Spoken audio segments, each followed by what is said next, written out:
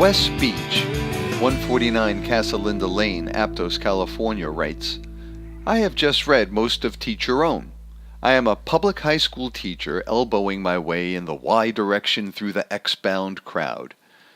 I am responsible for a class called Exploring Advanced Education, in which I teach kids how to read school policies, rules, procedures, and law to enable them to discover what options exist and to chart their own routes through the school system. Some of my students spend virtually all their time in correspondence study and/or college classes. Whatever expertise I have gained is in dealing with my own two children. Brian, the older, was bored from day one in school. He spent the third grade in a free school, and from the fourth grade in public school, I sent advanced work for him to do in class. He still did a lot of the regular classwork. At the beginning of the fifth grade, he was ready for algebra, and with much trepidation, we arranged for him to audit a community college class in that subject. The class met daily, but Brian only attended 3 sessions per week so as not to interrupt his elementary school work unduly. He easily mastered algebra. During the following year, he audited several more college classes and performed admirably in them. I attempted to pave the way for him to continue on this course in junior high, but I was stopped in my tracks by the principal, whose exact words, once she saw what I was driving at, were, "I hate kids like that." That remark, along with support from Julian Stanley of the study of the mathematically precocious youth at Johns Hopkins, led me to take Brian out of school. In California, as you probably know, there is a law that allows for home teaching by tutor. However, there are a number of rather restrictive guidelines, one of which is that the tutor must have a California credential. Since I am credentialed for grades 7 to 14, this major obstacle was easily overcome. One telephone conversation with a school secretary, in which I informed her that Brian would be working with a tutor rather than coming to school, was all that was ever necessary. Neither the principal nor anyone else called me back. No one asked for a curriculum, and no official requested documentation or testing. He continued to audit college classes in what would have been his 7th grade year, and he also worked for an hour a week with a tutor, not me, who encouraged him to write. He was reaching college-level mathematics, and we felt it was foolish for him to continue to audit. We believed that he should be allowed to matriculate to the community college.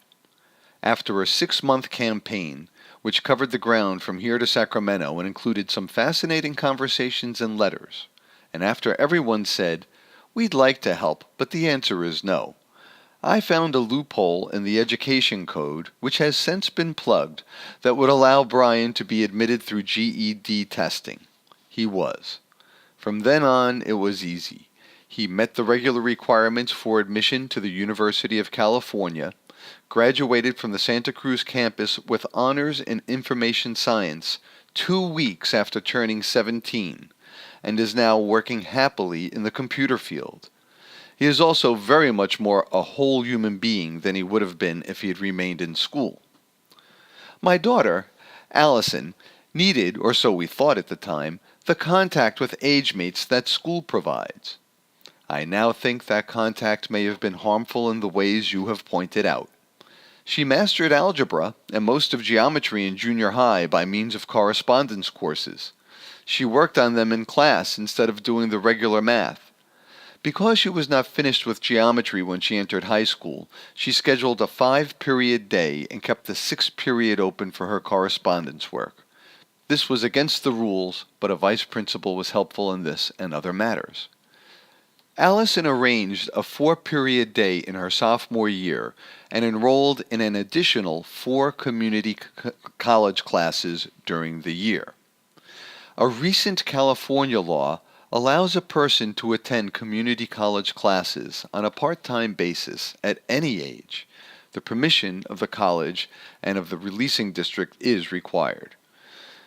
I teach a computer programming course at the local community college.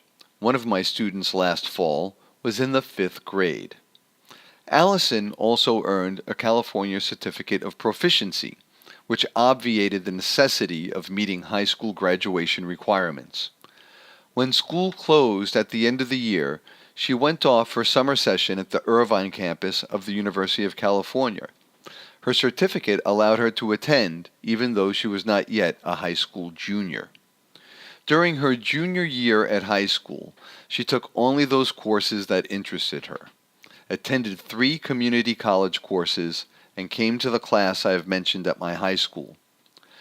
She intended to attend summer session again this summer at UCI, but changed her plans when she got a job she wanted very much. She will be fully eligible to enter UCI as a full-time student after 3 more community college classes, and will have spent 48% of the usual time in high school classes. There are many shortcuts. This is what I teach the kids in my high school class, and I would be most interested in sharing what I know with your readers. What I know has largely to do with kids using school as a resource for purposes of their own. I would also be pleased to help any family with unschooling.